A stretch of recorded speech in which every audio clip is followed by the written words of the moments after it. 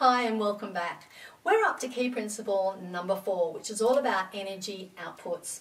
Energy outputs are whatever you expend energy on. So this includes the obvious things like exercise, housework, going to work, doing stuff with the kids and any kind of recreation. Now, the thing is, energy outputs can actually end up improving our energy inputs, especially things like exercise. When we exercise, we're expending energy, but we're also making our body more efficient, which means that we actually handle inputs better. So when you exercise, you get a high, don't you, at the end? Well, for those of you who have been exercising, you might experience that you get a high. So while you're exercising, your body's producing things called dopamine and endorphins. Now, they're basically body chemicals and they affect the brain. Now, dopamine and endorphins enable you to learn new skills. The dopamine opens your brain up, it helps you to create new neural connections. And the endorphins help you to have lots of energy. Your body also produces adrenaline when you're exercising, and that adrenaline helps to get the blood down to all of the muscles and the cells. It allows you to have more power to be able to move quicker and lift bigger weights. So they're great chemicals to have running through your body. Then at the end of exercise, if you do some stretching or some cooling down, like just walking on the treadmill, riding the bike or doing some stretching to nice music, what happens is you get this other brain chemical called oxytocin. It's really important. It gives you that lovely, serene, calm feeling. But the great thing about oxytocin is it allows you to really cement in the neural changes in your brain that have occurred through exercising, and it dissolves old programs that might be anti-exercising. So that's a great thing. Now, of course, sex is a form of exercise and it's an energy output, and it's something that is a healthy part of an adult life. And guess what? You produce those same 3 hormones: dopamine, the endorphins, some adrenaline, and then of course the oxytocin. So actually having a really healthy sex life is great for your energy levels, and it also does great things for the brain changes. Another form of output is going to work.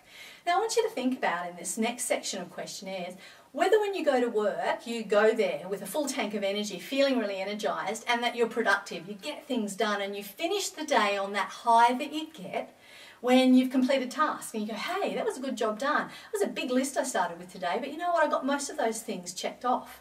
Have you ever experienced that lovely calm high that you get after a really good day of work? Or is work a drag? Because if it's a drag, then you're going to expend a lot of energy, and at the end of the day there's kind of no reward, there's no payoff, there's no great feeling in the brain. And funny thing is, no amount of money can give you that high. If you're doing a job that you don't like, then even if the paycheck is big, you don't get that mental payoff. You don't get that, aha, that was really great, I'm so glad that I do this job. So one of the things that you look at when you're looking at your outputs is, well, where are you putting your energy? Are you putting it into things that you enjoy, things that are rewarding to you, and that leave you with that great feeling at the end of the day? Now, if you're not, there are ways that you can manage it. You can actually address what you bring to work. Is it because you come to work tired? Is that why it's a drag? Or is it that maybe you're working with people that don't support you, in which case you need to talk to someone in management to help you sort those problems out? Or are you just stale? Maybe what's needed is that some further study, something to help you to get out of the rut and get back to that feeling of having done a really good day's work and of achieving something. Meditation is another output that becomes an input.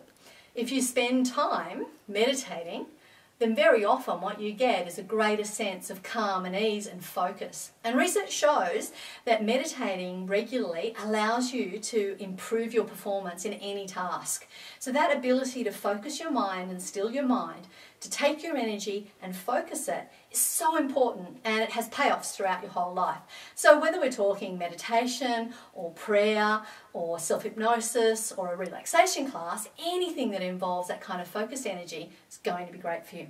So what I want you to do right now is turn to the section, key principle number 4, all about energy outputs, and just answer some of those questions to get an idea of where you are right now. We'll be back soon, so turn off the DVD and I'll see you soon.